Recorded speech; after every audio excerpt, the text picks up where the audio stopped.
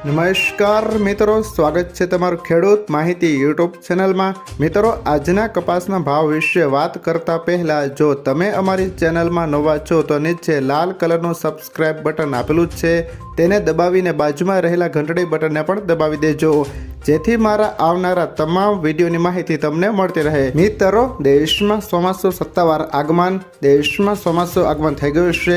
1 જૂનની normal તારીખ કરતાં 2 દિવસ વહેલું ચોમાસું આવી ગયું છે। હવામાન વિભાગ દ્વારા કેરળમાં ચોમાસાની એન્ટ્રી થઈ ગયાની સત્તાવાર જાહેરાત કરવામાં આવી હતી। કેરળમાં સર્વત્ર ભારે વરસાદ હોવાના રિપોર્ટ છે। મહારાષ્ટ્ર, ગુજરાત અને યુપીમાં 10મી થી 20મી સુધીમાં ચોમાસાનો વ્યાપ વિસ્તાર રહેશે તેવી ધારણા છે। ગુજરાતમાં મુંબઈમાં વરસાદના આગમન પછી 1 સપ્તાહમાં વરસાદનું આગમન થતું હોય છે। ત્યારબાદના મહત્વના સમાચાર વિશે વાત કરીએ તો અગ્નિકાંડમાં 28 નહીં 40-45 મૃતદેહોના અવશેષો મળ્યા। મોટો દાવો પરેશ ધાનાણીએ કહ્યું છે કે સરકારે રાજકોટ અગ્નિકાંડમાં સત્ય હકીકત છુપાવી છે। જવાબદાર અધિકારીઓ સામે એફઆઈઆર દાખલ થઈ નથી।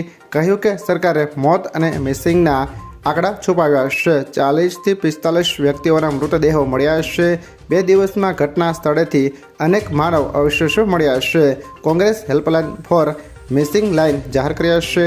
9979900100 રાજકોટ શહેર પ્રમુખ અતુલ રાજાણીનો પર્સનલ નંબર છે। ડેડ બોડી અથવા તો એના અવશેષો પ્રાપ્ત થયા હોવાનું સત્તાવાર અને બિન સત્તાવાર રીતે જાણવા મળી રહ્યું છે। જે ગુમસુદા લોકોના આંકડા પ્રસિદ્ધ કરવામાં આવ્યા છે એમાંય વિસંગતતાઓ છે।